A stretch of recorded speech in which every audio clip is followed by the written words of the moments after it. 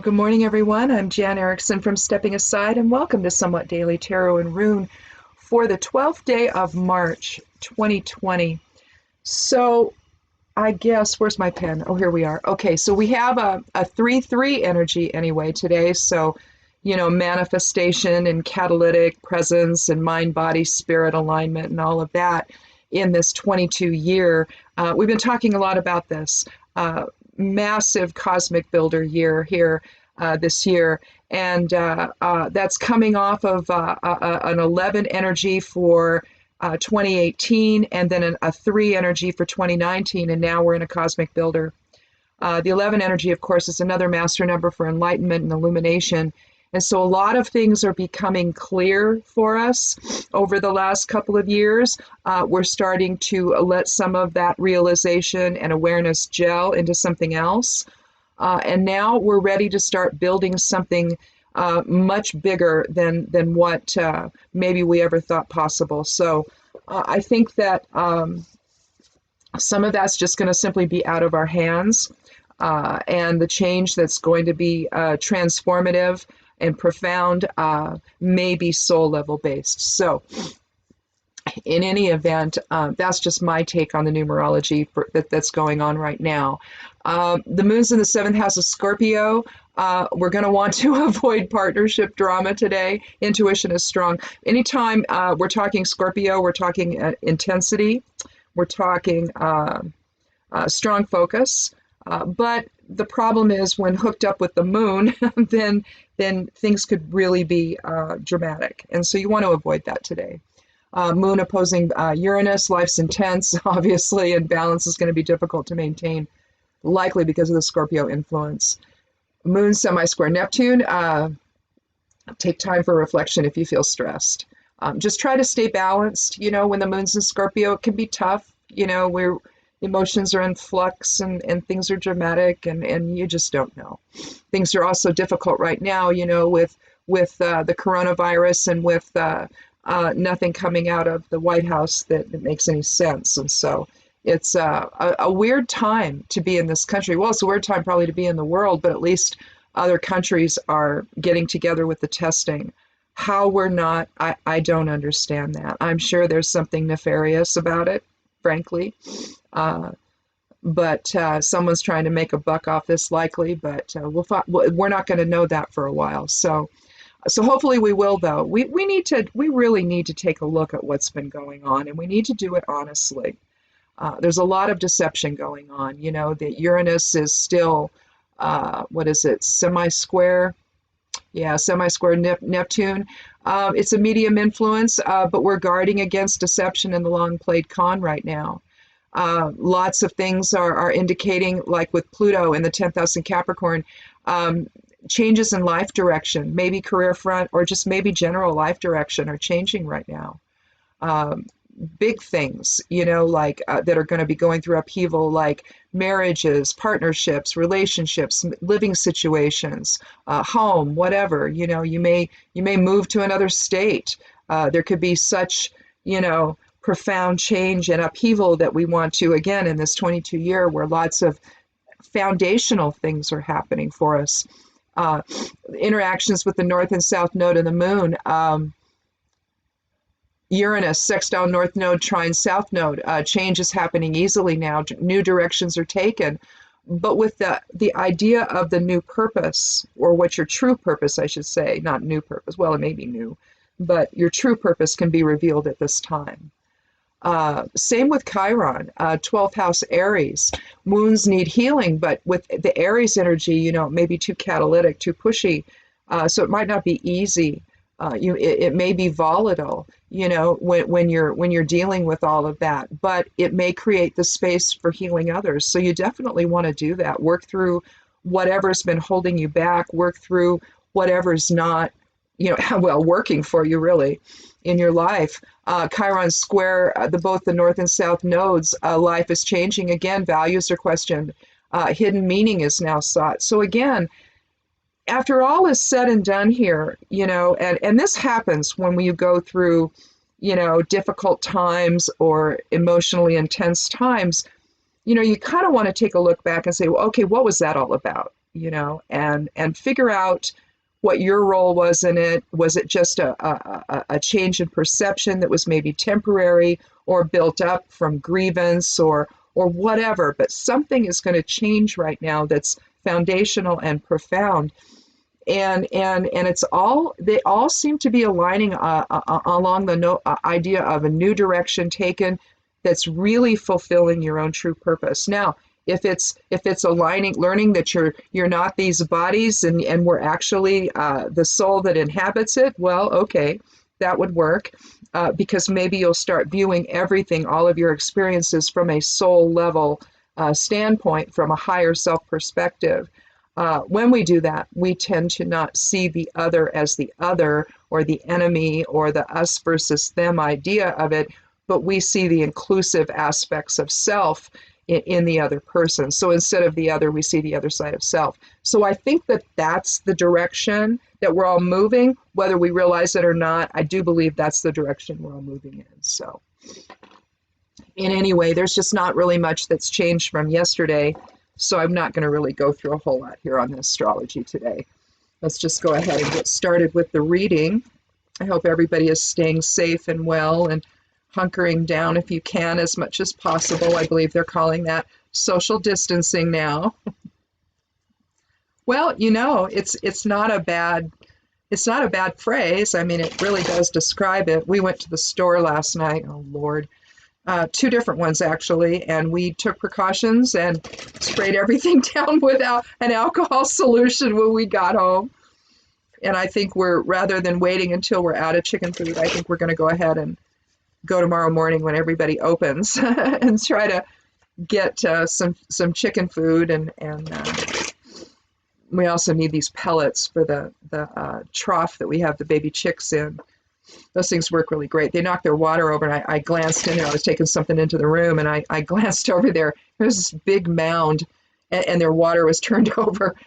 It really contains any kind of spillage, and so and the pellets just swell up. So it's really kind of a cool thing. It's cheap. It's only like $6 a bag. So you get a pretty decent sized bag for that. So anyway, we've got to go pick up some more of that, I think, before there's a run on it and nobody can go get any more, because all the truck drivers are sick or whatever and no one can drive it over.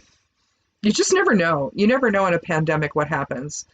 We may have out, pockets here and there and overall not do too bad, but then again, we might. Fortunately, we have enough governors that are actually taking command of the situation, and they're I guess the Cleveland Clinic, I also read, has developed a test that they can get done in 3 hours, or not 3 hours, but 8 hours, as opposed to results in 2 to 3 days. They've actually got one that'll come out in 8 hours. So that's a plus. That's new. University of Washington's developing them. Other ones, I'm sure, as well, now that they were given approval to do that. So I think that you're going to see it, but my God, all we had to do was take the ones from the World Health Organization. Can you imagine that? That's all we had to do. Not him. Oh no. Let's go ahead and get started. If this is your first time here, welcome. I do a little astrology before we start. I might rant a little bit about what's his name, especially right now. But my goodness, what's going on? And oh yes, I put sanitizer on my hands. So, and anyway, yes, I touched my face. Good Lord.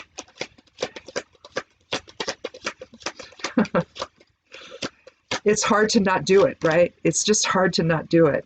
So I don't know. We're gonna have to see how this goes. I've been hanging on to the table. I've been doing everything I can to not touch my face, putting things in my hands. I've tried to keep things in my hands and hold on to them, so I don't do that. I don't know. It's tough though, isn't it? We start out with the Ace of Cups. The aces are considered the root of the powers of any suit. In this case, it's the genesis of the water element into form. And I think the aces in any deck are just stunning. The more non-traditional decks are usually, I don't know, they're incredible. If you're not into tarot or you're just starting tarot, I urge you to use the Rider Waite deck that we're using here, but I also, after you get used to that, because you have to get familiar with how all this flows, and I think it's really tough to do that. I tended to just sort of keep this one in the background, and I was always using the Thoth Tarot from Crowley, and I mean that's just such a departure, And so my main focus has always been on non-traditional decks, but at the same time, the Rider Waite is really the one you should probably start with. But that said, explore the other ones because their renditions of the cards, the way they conceive of them, are just incredible, especially those from a more pagan standpoint. Because if you're of that persuasion, then like I am, then you can understand things. I don't know. You just understand a little more about traditions and all of that are from past times and all from the ancient times. So I recommend it. It's just to get an idea again of how people see this because everyone sees it differently. So.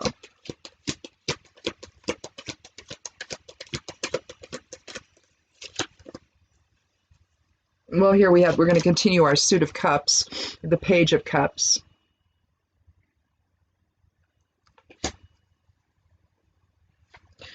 Pages are students, their undeveloped potential. So basically we have, the undeveloped potential of the ace, the undeveloped potential of the page. Now it'll be really interesting if we get the Fool, which is the real beginning of the undeveloped potential as he stands on the precipice, to take that leap into form. We'll see.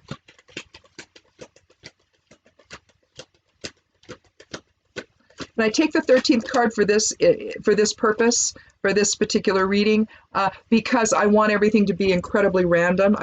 Any other reading, I'll just lay them down. But this one, I like things to be really random, just to see. I mean, it all tends to mesh. I don't know.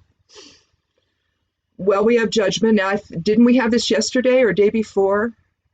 We've had Judgment this week, though. The 20th card of the Major Arcana. You're looking at a 2 energy.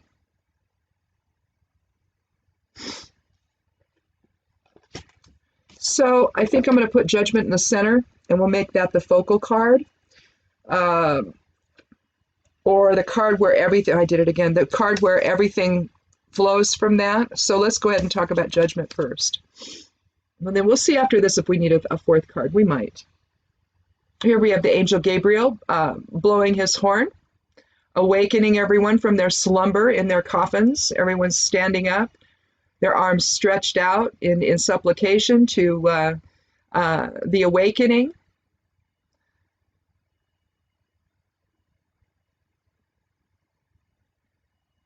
It's supposed to indicate, God's final judgment, but how we see that, I think, has been, I don't know what word to use. I mean, the word co-opted comes to mind, but that's really not the word.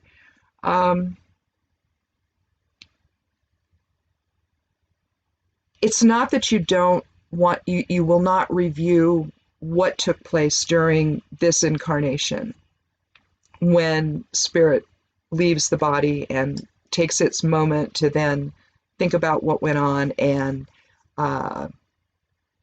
then make the decision about where else you're going to go, what else you're going to do. Are you going to come back into form? Are you not? You're likely in a lot of different places. They're not all coming out at once. And so it's not all returning to the oversoul all at once. So I think with Judgment, though, it's simply going back and taking a look at what happened. The idea of judgment is so negative and so harsh. It's the ego's aspect of this. Instead of going back and looking at it as a celebration of what you did and what you learned and how'd that go and how'd that go? Well, that didn't go quite as well. Well, I learned that from that, and that was interesting. And having a conversation like that that's joyful and a return to the fold kind of thing. It's almost like you're supposed to go through this weird punishment phase where you're judged for everything you've done. No. That's not what that's about. And so you'll look again with the non-traditional decks, you'll find that they don't use that word. Once in a while, you'll find one that will. They'll follow the Rider-Waite names and all of that. Just you know, they just follow it directly. You know, they don't. There's no deviation from it. So they stayed completely traditional, even though the deck itself might look different. The names at least are the same, and so is the order. Well, then you get some of the more non-traditional ones like Crowley and Heindel and people like that, and they move things around and they change things around. And you know, Crowley in the Thoth deck moved these card numbers around. So you know, whereas it might be card 3 and it might be card 12. That's not true, but I'm just as an example, not just a made up one. That's not what happened. But you see, they and plus some of them they retitle again. Justice in Crowley's deck is retitled Adjustment, and so you can see where just a little different shift in perception gives a little bit better understanding of what the card really is about, from at least from the standpoint of its name. You know, other decks entitle this Eon, other decks entitle this Rebirth, and so that's really what you're doing. I could see where some might entitle it Awakening. So I think that's what we're talking about now. If we think about it from the standpoint of awakening and rebirth, which is what we're going to do here. Oh, one more thing. The cross in the center, we have a chance to rebalance. And that's the other thing. Whatever, you know, happened to us while we were here, as we release, we have to have a chance to rebalance everything. So talking it over helps us do that. But what I've talked about before in terms of the cross in tarot, I see it very specifically. I see it as who we are in form. We want to hover around the center in terms of awareness, all right? Or maybe even a little above the line, right? Because the line is the abyss. That's the place where the fool is going to jump through and come into form. And so ideally, in terms of ascension moment, we want to be up there, a little higher than that abyss line in terms of awareness of who we are as actually spirit inhabiting bodies instead of the body itself, because then our focus is just about ego. And we can't see that the spirit needs to inform the process. And so when your body, you know, ceases to exist and the soul returns, that portion of the soul returns to the oversoul, and you start to think about, okay, how did all that go? Really what you're doing is giving yourself a chance, that aspect of the creator, a chance to rebalance, figure it all out, see it in perspective, and then go on to something else. And so that's really what the cross is talking about there in terms of awakening. It's about rebalancing and rebirth and resetting the clock, if you will, to that same type of structure. You know, the line is really about, are we going to be service to self or service to others? We can think of it as a line of polarity, but that's the real polarity that exists. Anything else that's the masculine, feminine, projective, receptive, that doesn't happen until we get into form. So anyway, as we awaken, we're awakening into undeveloped potential, aren't we? In terms of emotions and emotional resonance.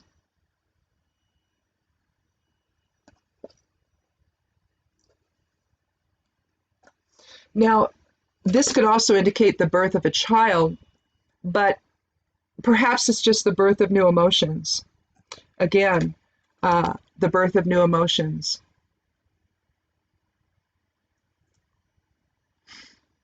But it's talking about flow. Here you have with the Ace of Cups, and again, what do you see up there? What is the dove dropping into the cup?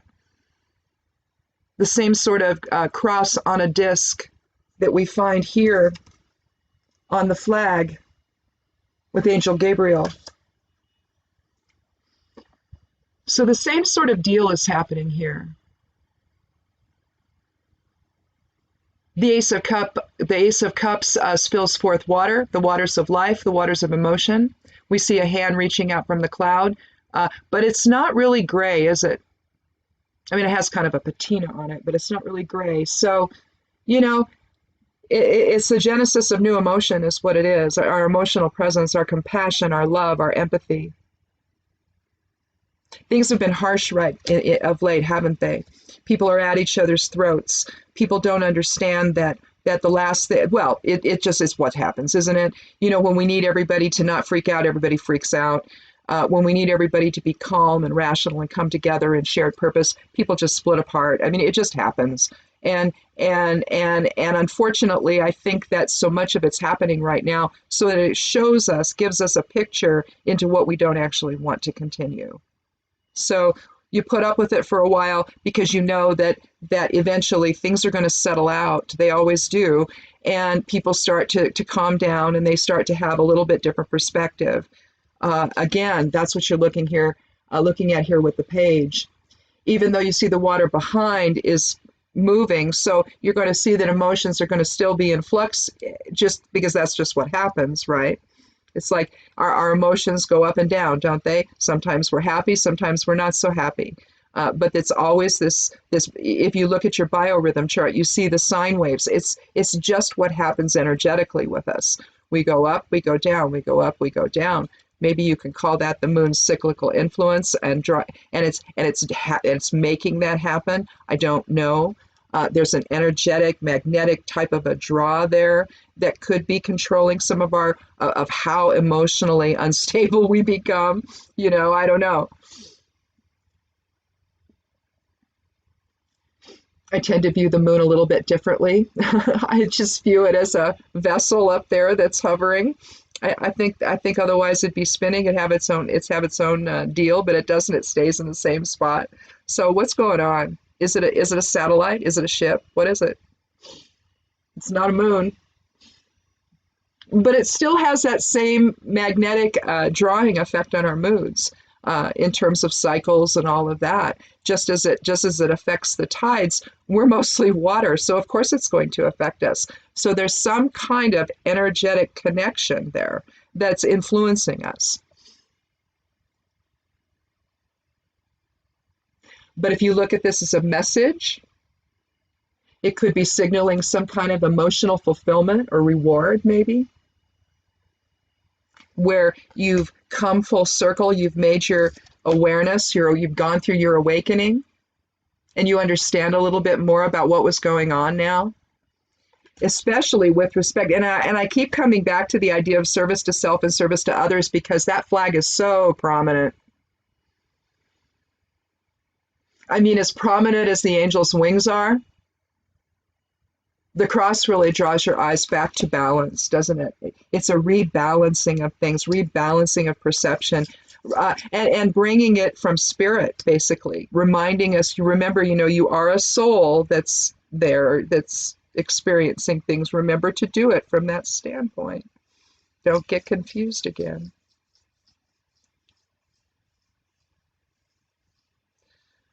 But basically, we have a 3 energy, just like we do today, bringing everything, mind, body, spirit, into balance so that you can then begin anew. Whether it's after, coming back into form like you would here, that would be the rebirth into another body, into another life experience. But it doesn't have to be that. It could just be that now we're going to move into a different phase, one that is the genesis of more emotional fulfillment for all of us together, and understanding that we need to rebalance all of that within. I don't think that we need, especially in the Cosmic Builder year, I think that we're really, I don't know. I just have to think that this is a soul level experience, and we're going to be moving forward in a way, together in a way that we've not done in maybe a really long time, or maybe ever. The patriarchal influence has been with us for all of our own recorded history. I don't know that it necessarily started out that way. There were tribal people, the Celtic people, they were, and I don't know that this was always the case with everyone, but women were not treated the way they are now. Women were revered. Women were warriors. I'm related to so many. I'm related to Queen Boudica, and she was a warrior. Let's see, there's Brunhilde, the shield maiden, a Valkyrie. She was thought to be a Valkyrie. She's a relative.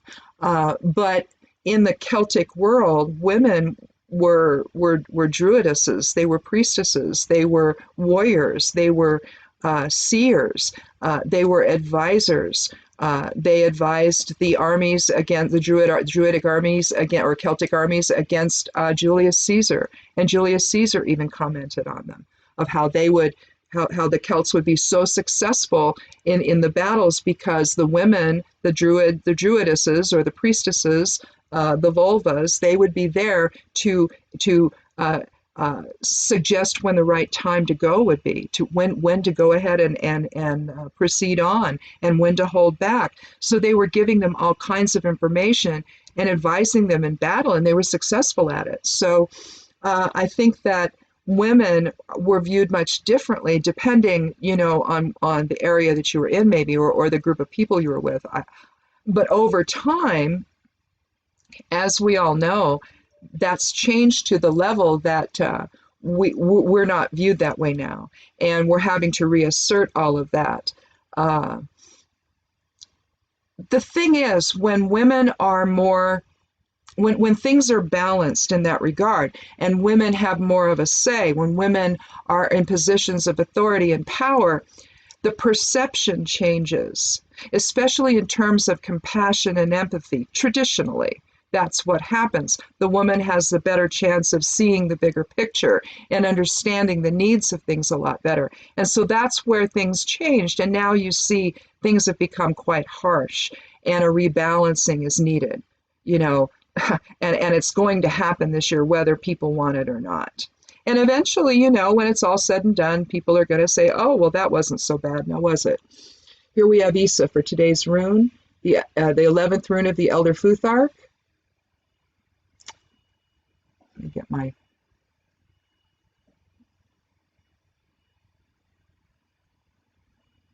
Why do I have Hagelas written there twice? That's weird. Let me put Isa there.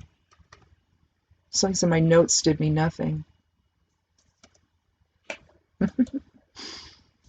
Somehow or another, my notes, my sticky notes on this computer, I lost them and I had to redo it all. And so I rewrote my list of runes, and I put Hagelas twice, both as the 9th and the 11th, and I didn't notice until just now. I'm looking at it, where's Isa? But anyway, here we have Isa, which is the 11th rune of the Elder Futhark, one of the 3 Norn runes.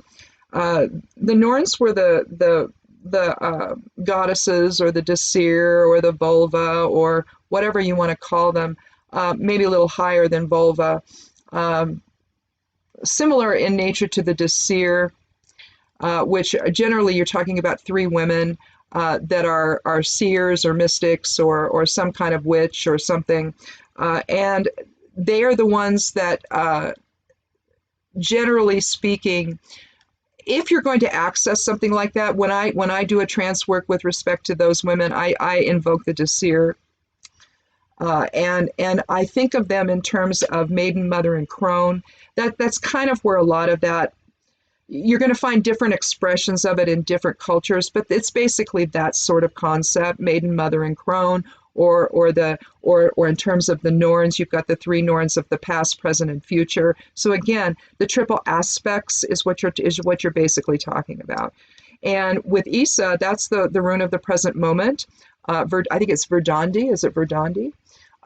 That's the rune of the present moment, or the static realm. And so what Isa does, medically, it can be used to draw on the forehead when someone has a fever. It can help it's basically one of the ice type of runes that exists. Let's see, what else is an ice type of rune? Well, Hagelas is. That's also another cosmic ice egg type of a rune. But it's freezing things into place, basically. And so how we would do this is we would then control the will. Okay, lately, and I'm not sure about today, but lately the fire element has been non-existent in elemental energies in the charts over the last couple of days, and so that's an example of where motivation might suffer. But maybe right now, with fire out of the way, maybe it just gives us a time to settle in and reflect. right now, water, at least as of yesterday, elemental water was the strongest. Mutable energies were also the strongest in terms of the modes. And so I think you're looking at a time where instead of exerting our will, we just need to sit back in observation and experience the truth of the moment and then make our decision from there. And ISA can allow you that time and space to do just that. It's alignment in source presence, alignment in higher self energies, allowing that to inform what's going on in your day. Yesterday, I got my geomancy rune backwards. I said it was Carcer and it was Conjunctio. And I swear I looked at it and it's like, oh no, that's Carcer. It's like, no, it isn't.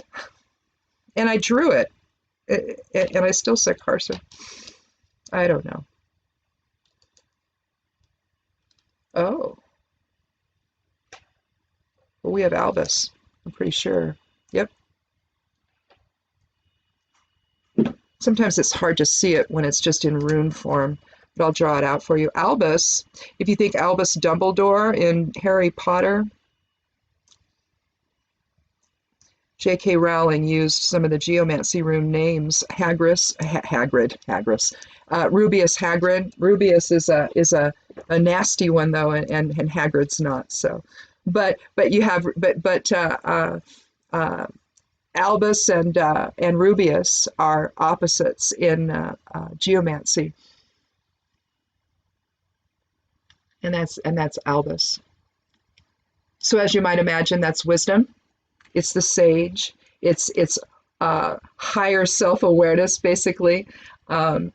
It's reflective of the crone or sage phase of life, where supposedly, you've reached the point where you're living your life with the wisdom gained, from all the time that you've taken to get there, depending on how old the witch is, or how old the wizard is, or how old, however you want to see that, and how old the magician is. You're looking at someone similar to like the Hierophant, where you're looking at the concept of knowledge, tradition, and structure. Heindel's version of the Hierophant is just gorgeous. It really invokes Jewish mysticism or Jewish tradition, Hermetic tradition, because you'll see three symbols of three men, basically. Well, one's younger, but I think you just see the back of his head. You see the little yarmulke on the back of the head. I think that's what you see. But you see the different phases of the man's life, and essentially the triple aspects that we go through as we grow from child to sage, basically, or to crone. And basically what we're talking about here is the genesis of something new on that front, in terms of awareness and intuition and compassion and empathy toward others. With the coronavirus right now, we're seeing a lot of tragedy. And because of our country's inadequate response from the federal level, because I guess the only thing we're concerned about is tax cuts for oil companies and things like that, because that's in hotel industries and things like that. Anything that services the president's personal fortune, that's what we're going to be concerned about. We're not going to be concerned about getting the tests out so that we're going to stop all that from happening. We could have had them and we don't, right? So they're now just starting to come out. What is it? I read 3,000 or 5,000 that we've done so far, and yet, what was it? China did 200,000 in one day. Something's wrong here, people. It's wrong. I don't know, why you would tell seniors it's fine to fly when it's not. I don't understand that. Why do they want to hurt everybody? Because that's what it sure feels like. It's like when you focus on things that don't matter, or don't matter as much, when human life is at stake. That's really the only thing that you need to be focusing on. Not the other stuff, sure, eventually, but right now, make it clear to people that their lives matter, and not, just because you want to go and do something nice for the people that you make your money off of. That doesn't make any sense. but it's where we are. And I think that it's going to be so profound that it's going to give people so much pause that I think we're just going to be horrified at, at any support we might have had for this man. We're going to find that it was terribly misplaced, that he doesn't deserve it, that he's not really capable of even being there and governing. It's impossible. None of them are. The vice president either, not capable of doing this. Just not. They lack the correct mindset. They lack the intelligence. They lack the ability to see the bigger picture from the standpoint of the whole, only from the standpoint of their own self-dealing. You can't have that in this situation. So my advice is to listen to your governors, assuming that they make sense. Ours do on the West Coast. New York's does. There are those governors that are doing the right thing. So pay attention to them and pay attention to the scientists and the doctors. And we should be able to get through this. I think that probably the best advice, aside from, washing your hands and not touching your face, and I only did it a couple times, then I think that probably the best advice is the social distancing. We in Kempo, we used to call it keeping a leg and a half distance between you and your opponent. Because if you keep a leg and a half distance, then you've got half a leg's worth there that you have time to respond before that leg, if they kick you or try to kick you, can reach you. So if you're back, in other words, be far enough away that the droplets don't hit you. But then, of course, some of it's airborne now, I guess, is what I've read. So the wind's carrying it, and I don't know. Maybe a leg and a half is not enough. So. I used to think that it was the coolest thing, though. When I first learned it back when I was training, and we had our dojo, we had a school, karate school, we taught Kempo, and in another life, my husband and I taught Kempo. But my husband was the first instructor, and he got his black belt first. Our youngest, or rather our oldest son, got his. I think he went through his green, and our youngest went through his blue. But I went and got my black. So at some point I was teaching alongside my husband. But I always thought some of the phrases that Grandmaster Parker would have were so interesting. And greed is the seed of destruction is one that reminds me. I'm constantly reminded of right now. And another great one was he who hesitates meditates in a horizontal position. That was always fun, because you'll be down on the ground if you hesitate in response. And so, but truly, I just think that we're in an interesting time right now where we can realize that if we drop resistance to whatever it is we've been resisting, I think we can find our way back to one another and come out of this on the other side in a much stronger place. The idea of making America great again by strip mining everything and taking everything away from everyone, really? I know that isn't what he said it would be, but that's what it is. So there you go. I just think this is a great time of awakening, and I think we have to awaken to a new emotional resonance within, and from there, I think that everything else will follow. So I won't see you again until Monday. Check out the blog. Lots of things will go up on the weekend. There may be something else that goes up on Medium. I don't know. Look for the video and post alerts. I've been putting those up. You'll see them on Instagram, and I'll have them up on YouTube. And sometimes I post them around. Sometimes I don't. But just double check over there and at the YouTube channel or on the blog, because I post everything there too. But check for that. Check the correspondences. They'll be coming up. The weekly Rune and Moon will come up on Sunday. I might do another newsletter. I don't know. We'll just see. I've kind of been reserving them lately for more affiliate stuff. The mushroom course with Herbal Academy is about to another couple of days, and we're going to actually be able to register for it. But you can click on the link now, and if you sign up there on the preview page, you're getting, I think I don't know if you're officially registered because I've not gone through that. I'm not going to click on that because I'm an affiliate, and I can just take the course. Well, I have to pay for it, but I mean, I'm going to take the course. I'm not going to sign up to take it for free. I don't know how many of those they're going to give away. It might just be one. But I know that they're doing that, and so who knows, you might get to take the course for free, and early birds. But I know that if you do this now, there's an early bird special or something with it, or maybe you get to take it for less. I don't know. I wasn't able to really discern that too well when I read the information, or maybe it was there and I just didn't. It just didn't register. But the main thing right now, if you get signed up now this way, then I think that you might have to like redo it. Maybe, I don't know, or maybe you just signed up for it. But I don't know that you have to pay right yet. Maybe you have to later. I don't know. But in any event, I don't know why you would, because you're signing up to win a free class. So I don't know. In any event, if you don't win it, then maybe they notify you need to continue to sign up or whatever. I don't know. But in any event, that's what I'm going to do. I'm going to sign up for it because I'm really interested in mushrooms. I work with them as an herbalist, but I don't know enough, especially in terms of identification. When I'm wildcrafting, we have them coming up on our property, and I'm pretty sure I know what they are. But until I take this course, I just, I'm kind of careful. I'd rather buy a mushroom patch from Paul Stamets at Funky Perfecti, which I'm not an affiliate for. I just love that place, though. They're working with mushroom stuff for bees, for varroa mite and everything else, and I'm a beekeeper, so I'm really, really excited about that.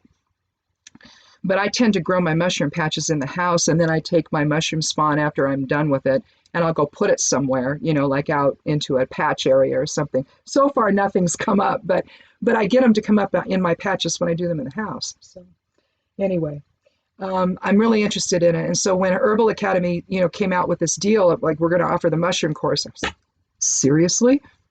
Very cool. So Herbal Academy is not just for herbalists, it's for anyone that's interested in herbal medicine and working with herbs. They offer little intensives, little workshops, but they also offer training. So I highly recommend them. Anyway, the link to this is down below this video. And if you're interested, I really urge you to take the class.